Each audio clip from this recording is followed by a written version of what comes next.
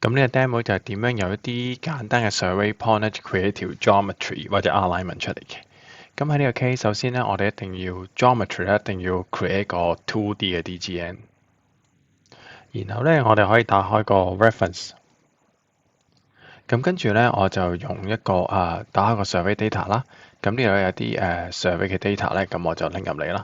咁我用 coincident world，咁咧就應該可以咧睇到一啲survey 嘅線啦。咁呢度有啲 survey point 嘅，咁我就係要啲 survey point 嘅啫。咁所以咧，我就要用個level display 啦。咁我就 turn off 咗所有嘢，除咗啲 survey point 啦。咁我就 off 晒所有嘢啦，除咗 survey point。咁呢扎咧就係嗰啲 survey point 啦。咁從呢條 alignment 去睇咧，似乎佢唔係一個我哋一般嘅 alignment 啦。咁即係冇tangent 啊或者 coincident 嘅情況出現啦。咁甚至氣角啦。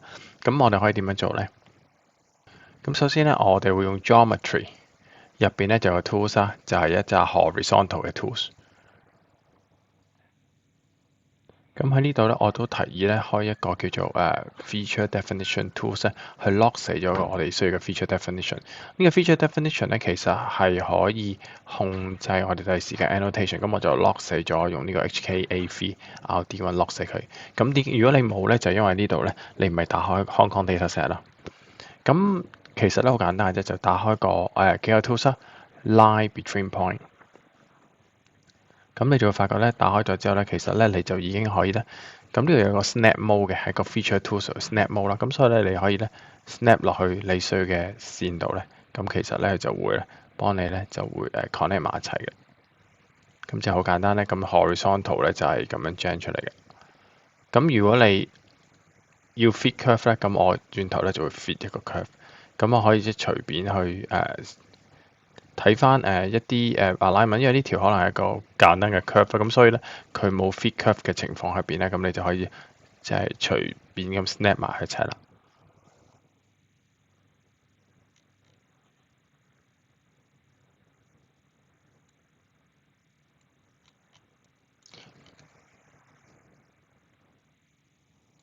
好，咁跟住咧，我哋遇到呢度，如果想用呢3點去 fit 個 curve，因為呢度係 survey point，咁所以咧其實有一個 tools 叫 regression，但係 regression 咧又唔夠 point 去做，咁所以我哋要咁樣揀去 fit point 嘅時候咧，咁咧 R 即係有一個功能嘅，R 即係有一個 tools 咧叫可以有一個 R between elements 啦，就係 fit curve 啦，或者係 R between point，咁我出翻 R between point，咁 R between point 咧有幾個 mode 嘅，有譬如 start、end、pass、full 等等啦，咁我就用或者 start pass full end，咁 depends on 個次序，咁我揀 start end pass full。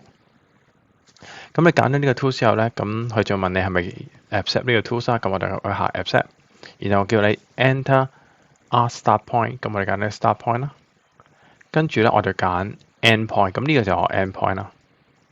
然後咧我哋咧就可以咧揀佢 pass full point，咁呢個就係我哋 pass full point。好啦，跟住咧我哋就已經完成咗一個噶啦。咁如果睇翻條 proposed line 咧，似乎咧你都係咁樣去即係 fit 一個 point。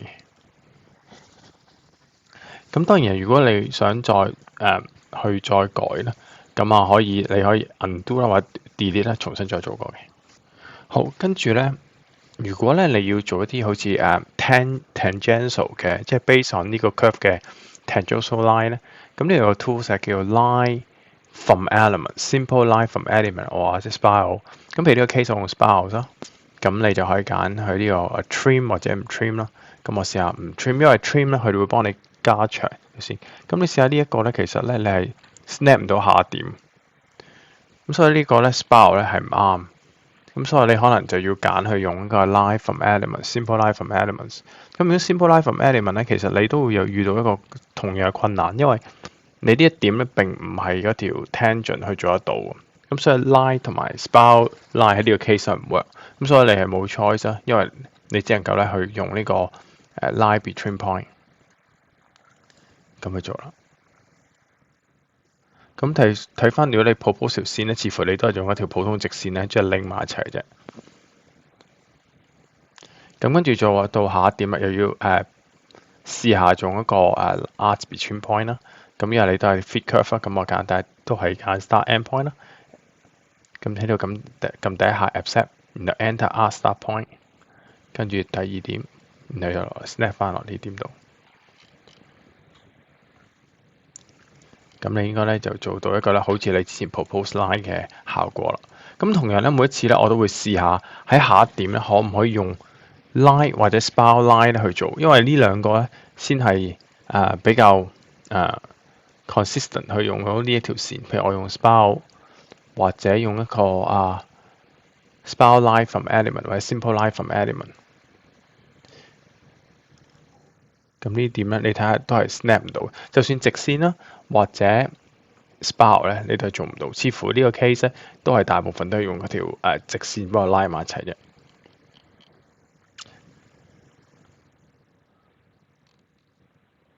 咁所以咧，你只能夠你喺你呢個 case 咧，咁就啦可以咧直接用個 snap mode 去埋一齊啦。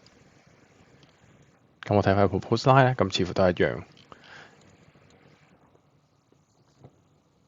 咁我又下一點咧就話多一條直線啦，跟住呢度有 fit curve 啦。每一次咧我都係嘗試咧去試下 fit 一條 curve 啦，或者係 spiral line 啦，去 make sure 咧佢比較即係接近你個 result。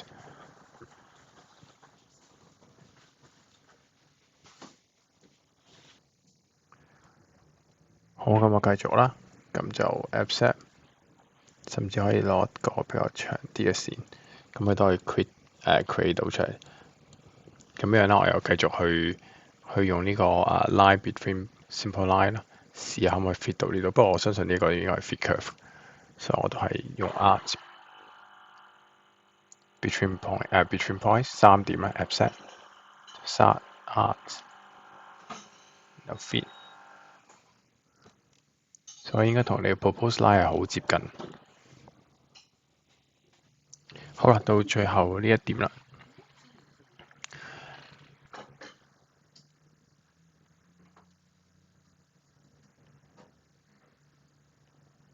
OK，咁咧你會睇到完成咗啦。咁呢條 horizontal line 咧，你會見到紅色嘅地方呢個 symbology 紅色就係直線啦。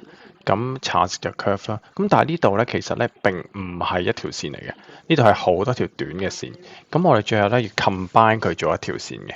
咁喺呢度咧，我哋點樣做咧？我哋咧需要用一個 toolset 叫 complex geometry by elements， 然後我哋揀 automatic。咁你會俾個名佢，遲啲都可以改佢叫 M007咁啦。咁跟住咧，你就俾個 direction 佢，即係邊度 trainage 0咯。咁如果對 trainage 係0咧，就篤喺個尾度。你見到有個箭嘴喺度嘅，跟住撳 accept，咁就揀晒㗎啦。accept。咁而家咧，你再篤佢呢條線咧，就會變一條 alignment，咁會變一條正確嘅 alignment 喺度啦。咁好啦，咁我 define trainage 係點樣做咧？trainage 其實 default 就係0嘅。咁如果想 define 唔同嘅 trainage 你就可以喺呢個 geometry tools 入邊咧，有叫 modify start station。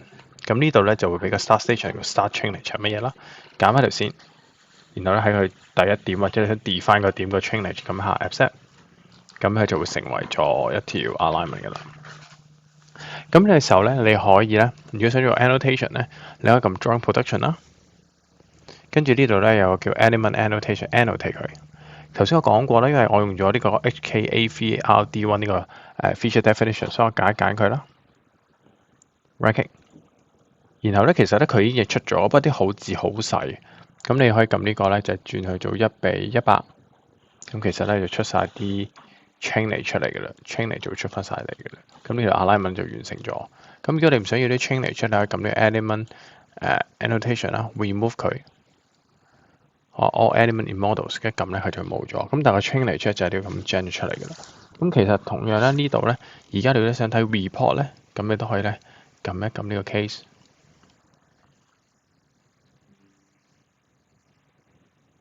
呢度咧就會出個 report，咁你就會發覺咧佢就會有個 horizontal report 出嚟嘅。咁 x、y、z 啊、element 啊，甚至個 length 啊、intervals 啊，或者啲 review 咧，咁其實佢都會出晒嚟嘅。咁呢個咧就係第一個將佢 generate 咗個 horizontal alignment 嘅方法。咁如果你想改咩，但改唔到咧，咁你撳翻條 properties，多出條 alignment。咁呢度咧都係俾你改翻個 features 或者個名嘅，咁條 alignment 名就可以俾你咁樣 control 咗喺度噶啦。值得提咧，其實呢度咧有 tools 叫 take your table editor 嘅。你唔可以去用佢咧，原因因為佢唔係用 PI method。呢個 table editor 咧，淨係 PI method 先用得到嘅。咁呢度咧有另外一個 tools 叫 geometry builder 或者 geometry connector 啦。咁 connector 都係其中一個 case 咧。有機會咧，如果你做一啲 fine tuning 咧，就可以用得到嘅。咁譬如可以揀翻第一段啦，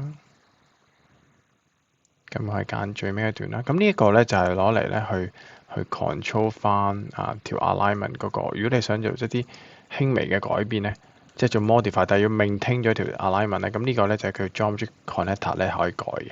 咁但係需要有啲佢條 connector 咧，即係個線咧係會擺嘅。咁所以呢一個咧其中一個 tools 啦。咁但係除此之外咧，呢一個 survey point 呢個 case 咧，咁呢個table editor 係改唔到嘅。